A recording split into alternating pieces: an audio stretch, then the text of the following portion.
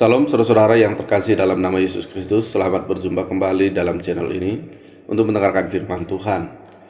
Saya selalu berdoa buat saudara-saudari semua selalu sehat, bersuka cita, dan tentunya selalu dalam berkat-berkat Tuhan. Saudara-saudara, sebelum kita mendengarkan firman Tuhan, marilah kita berdoa. Damai sejahtera Allah yang melampaui segala akal akan memelihara hati dan pikiranmu di dalam Kristus Yesus. Amin. Yang menjadi khotbah di minggu ke-18 setelah Trinitatis, tanggal 16 Oktober 2022, diambil dari Nehemia 5 ayat 1 sampai ayatnya yang ke-13 dengan tema Tuhan menjawab setiap pergumulan. Saudara-saudari, saya akan bacakan nats firman Tuhan kita kali ini, dan demikianlah bunyi firman Tuhan. Maka terdengarlah keluhan yang keras dari rakyat dan juga dari pihak para istri terhadap sesama orang Yahudi. Ada yang berteriak, anak laki-laki dan anak perempuan kami banyak, dan kami harus mendapat gandum supaya kami dapat makan dan hidup. Dan ada yang berteriak, ladang dan kebun anggur dan rumah kami gadaikan untuk mendapat gandum pada waktu kelaparan. Juga ada yang berteriak, kami harus meminjam uang untuk membayar pajak yang dikenakan raja atas ladang dan kebun anggur kami. Sekarang, walaupun kami ini saudara sedaging dengan saudara-saudara sebangsa kami, dan anak-anak kami sama dengan anak-anak mereka, namun kami terpaksa membiarkan anak-anak lelaki dan anak-anak perempuan kami menjadi budak, dan sudah beberapa anak perempuan kami harus membiarkan diri dimiliki orang. Kami tidak dapat berbuat apa-apa karena ladang dan kebun anggur kami sudah di tangan orang lain. Maka sangat marahlah aku ketika kudengar keluhan mereka dan berita-berita itu. Setelah berpikir masak-masak, aku menggugat para pemuka dan para penguasa. Kataku kepada mereka, masing-masing kamu telah makan riba dari saudara-saudaramu. Lalu kuadakan terhadap mereka suatu sidang jemaah yang besar. Berkatalah aku kepada mereka, kami selalu berusaha sedapat-dapatnya untuk menebus sesama orang Yahudi yang dijual kepada bangsa-bangsa lain. Tetapi kamu ini justru menjual saudara-saudaramu, supaya mereka dibeli lagi oleh kami. Mereka berdiam diri karena tidak dapat membantah. Kataku, tidaklah patut apa yang kamu lakukan itu. Bukankah kamu harus berlaku dengan takut akan Allah kita untuk menghindarkan diri dari cercaan bangsa-bangsa lain, musuh-musuh kita? Juga aku dan saudara-saudaraku dan anak buahku telah membungakan uang dan gandum pada mereka. Biarlah kita hapuskan hutang mereka itu. Biarlah kamu kembalikan kepada mereka hari ini juga ladang mereka, kebun anggur, kebun zaitun, dan rumah mereka. Pula hapuskanlah hutang mereka, yakni uang serta gandum, anggur dan minyak yang kamu tagih daripada mereka. Berkatalah mereka, itu akan kami kembalikan, dan kami tidak akan menuntut apa-apa dari mereka. Kami akan lakukan tepat seperti yang engkau perintahkan. Lalu aku memanggil para imam dan menyuruh mereka bersumpah bahwa mereka akan menepati janji mereka. Juga ku kebas lipatan bajuku sambil berkata, demikianlah setiap orang yang tidak menepati janji ini akan dikebas Allah dari rumahnya dan hasil jerih payahnya. Demikianlah ia dikebas dan menjadi hampa. Dan seluruh jemaah berkata, amin. Lalu memuji-muji Tuhan. Maka rakyat berbuat sesuai dengan janji itu. Demikian pembacaan firman Tuhan.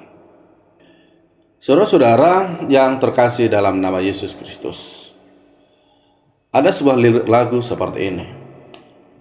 Allah mengerti, Allah peduli segala persoalan yang kita hadapi. Tak akan pernah dibiarkannya ku bergumul sendiri, sebab Allah peduli. Syair indah yang sering dinyanyikan dalam kehidupan penuh pergumulan ini.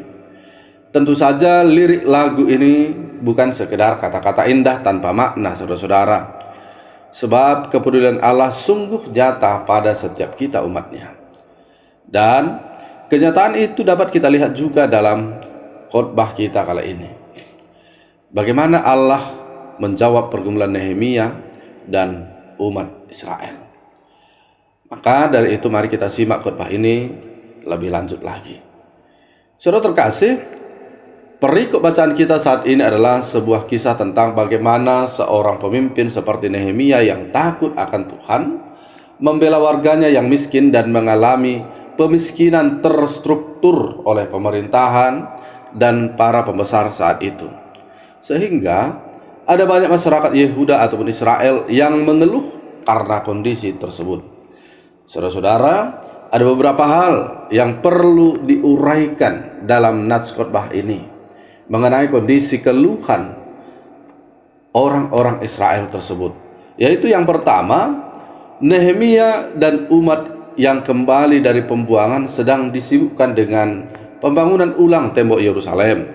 Sebagai pemimpin rombongan, ia dengan hebatnya mengatur strategi pembangunan berdasarkan kualifikasi para ahli dan kemampuan tiap-tiap orang.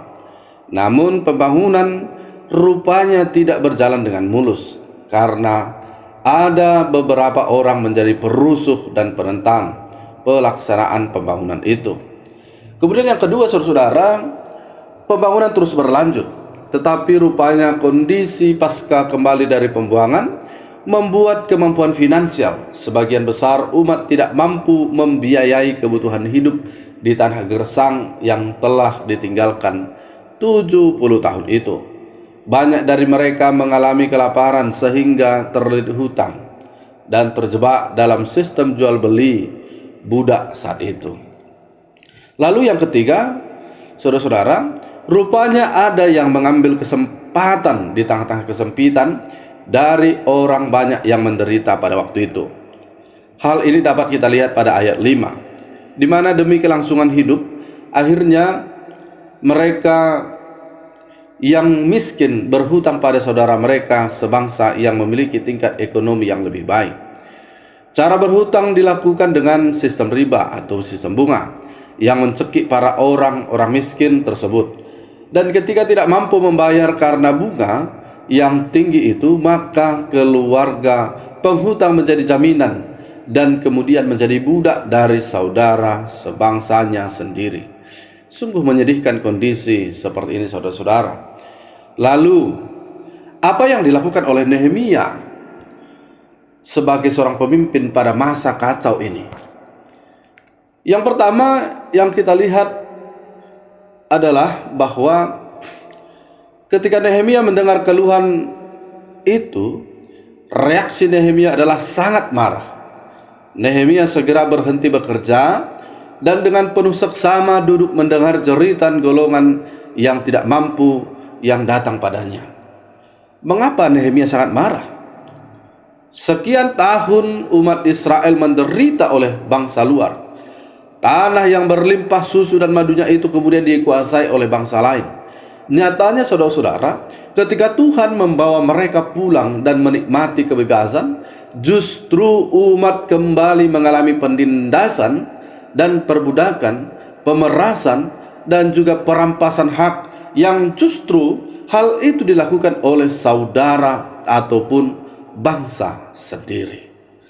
Yang kedua, saudara-saudara, Nehemia tidak langsung bertindak atas masalah itu, melainkan mengolah informasi yang masuk padanya dengan cara menimbang dengan penuh ketelitian.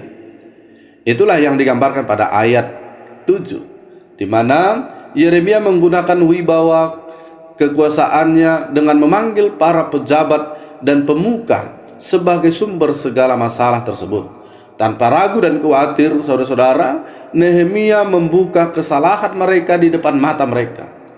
Nehemia tidak memihak kepada para pejabat itu demi zona nyamannya dan juga tidak enak hati. Ia tidak memilih berdiri di samping para pebisnis kotor yang menyengsarakan rakyatnya. Ia dengan tegas meminta mereka menghentikan perbuatan jahat mereka dan mengembalikan semua orang yang telah terjerat hutang dan orang-orang yang terjerat pada sistem perbudakan. Nehemia berhasil menolong rakyatnya yang mengalami kesengsaraan hidup itu dengan penuh hikmat dari Tuhan. Sehingga saudara-saudara, pada akhirnya terjawablah sudah pergumulan orang-orang yang miskin, tertindas, dan juga termiskinkan itu. Saudara-saudara yang terkasih dalam nama Yesus Kristus, apa yang ingin disampaikan firman ini untuk kita? Yang ingin disampaikan bagi kita untuk kita renungkan adalah yang pertama, masalah pasti ada, namun bagaimana kita menghadapinya? Saudara-saudara, seorang Nehemia dalam perikop kali ini memberi contoh bagi kita bahwa masalah itu harus dihadapi, bukan dihindari. Namun harus dihadapi dengan tenang di dalam Tuhan dan dihadapi dengan penuh ketelitian. Jangan gegabah, namun tetap andalkan Tuhan. Maka pasti ada solusi yang terbaik. Hal inilah yang dilakukan oleh Nehemia di dalam memberikan jawaban ataupun di dalam menjawab pergumulan-pergumulan dirinya sendiri dan juga orang-orang yang tertindas pada masa itu oleh saudara-saudara mereka sendiri. Yang kedua, saudara-saudara, Tuhan pasti menjawab setiap pergumulan kita dengan caranya sendiri. Kita lihat dalam perikop kita kali ini, ada banyak orang-orang Israel yang mengeluh karena kemiskinan dan sistem yang memiskinkan. Sehingga di dalam memenuhi kebutuhan makanan dan minuman, mereka harus menggadaikan ladang, kebun anggur, rumah, bahkan menjual anak-anak mereka untuk dijadikan budak. Untuk membayar pajak kepada raja, mereka harus meminjam uang kepada rentenir, dan ini berujung pada hutang. Kondisi yang sangat rumit untuk dijalani, saudara-saudara. Namun, apakah Tuhan membiarkan bangsa itu menderita karena orang-orang yang tidak bertanggung jawab? Ataupun membiarkan Nehemia bergumul sendiri?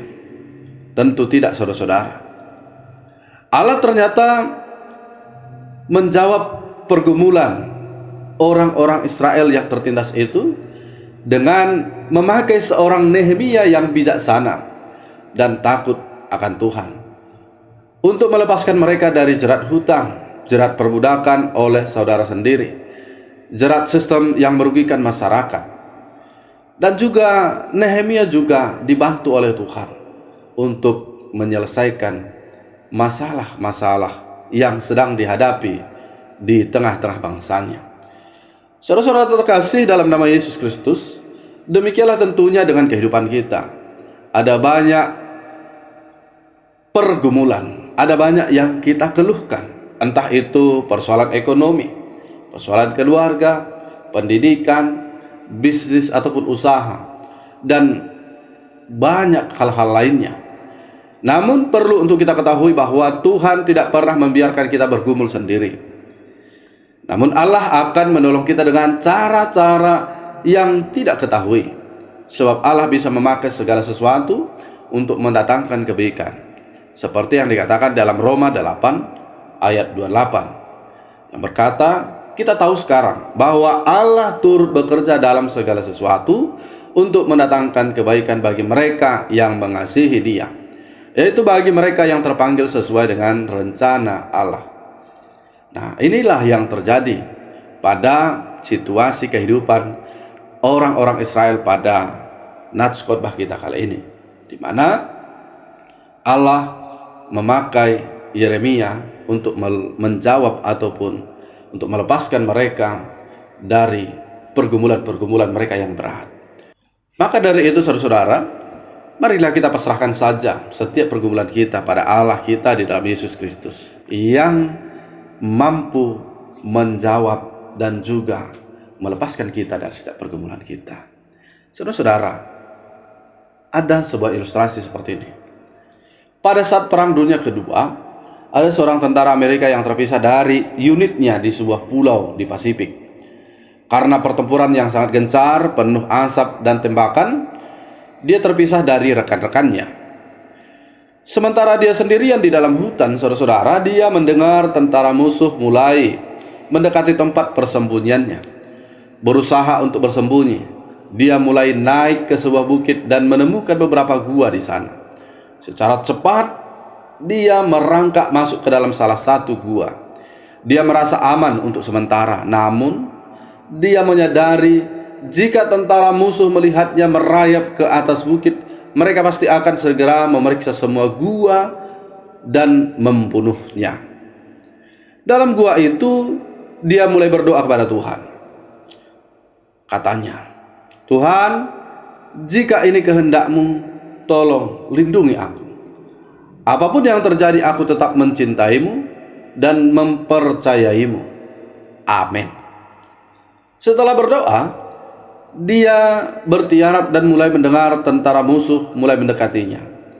Dia mulai berpikir, "Baiklah, aku kira Tuhan tidak akan menolongku dari situasi ini." Kemudian dia melihat seekor laba-laba mulai membangun jaring di depan gua persembunyiannya. Sementara dia mengawasi dan mendengar tentara musuh yang sedang mencarinya. Laba-laba itu terus membentangkan benang-benang jaring di pintu masuk gua. Dia terkejut dan berpikir, "Yang aku butuhkan sekarang adalah sebuah tembok pertahanan. Mengapa Tuhan malah memberi sebuah jaring laba-laba? Pasti Tuhan sedang bercanda." Dari kegelapan gua, dia melihat musuh mulai mendekat dan memeriksa setiap gua.